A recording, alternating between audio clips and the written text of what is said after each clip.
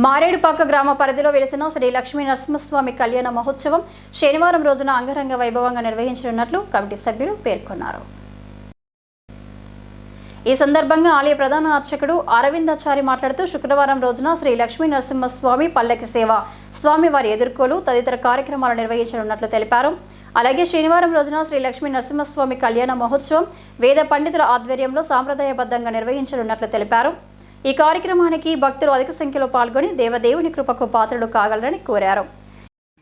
పెద్దపల్లి జిల్లా రామగుండం మండలం గోదావరి పట్టణంలోని న్యూ మారేడుపాక గ్రామంలో శ్రీ శ్రీ శ్రీ నాగుల మల్లికార్జున స్వామి దేవస్థాన ఆవరణ గల శ్రీ లక్ష్మీ నరసింహస్వామి దేవాలయంలో రేపు 27వ తారీఖు శుక్రవారం రోజున లక్ష్మీ నరసింహస్వామి దేవస్థానం నుండి స్వామివారి యొక్క పల్లకి సేవ కార్యక్రమాన్ని సాయంత్రం 4 గంటలకి దేవస్థానం నుండి గ్రామంలోకి స్వామివారి యొక్క పల్లకి సేవ 300 మహిళలతోటి కోలాటంతో ఆ యొక్క స్వామివారి ఊరేగింపు కార్యక్రమంగా రేపు సాయంత్రం 4 గంటల నుండి దేవాలయం నుండి గ్రామంలోకి స్వామివారి పల్లకి సేవ కార్యక్రమం నిర్వహించడం జరుగుతుంది. అదేవిధంగా రేపు 4 గంటలకి ఎక్కాహ భజన కార్యక్రమం కూడా దేవస్థానంలో నిర్వహించబడుతుంది.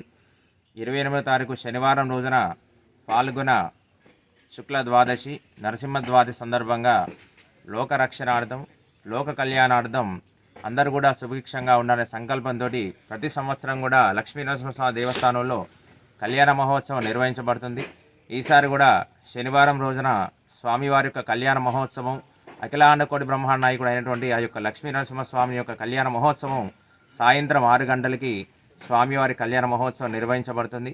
అదేవిధంగా కళ్యాణ అనంతరము అన్నప్రసాద కార్యక్రమం నిర్వహించబడుతుంది. కావున భక్తులందరూ కూడా ఈ యొక్క లక్ష్మీ నరసింహస్వామి కళ్యాణ మహోత్సవంలో పాల్గొని స్వామివారి యొక్క కళ్యాణం తిలకించి స్వామివారి యొక్క కృపకు పాత్ర కాగలరు. అందరూ కూడా అధిక సంఖ్యలో పాల్గొని కళ్యాణ మహోత్సవం తిలకించి స్వామివారి యొక్క కృపకు పాత్ర కావాల్సిందిగా తెలియజేస్తారు.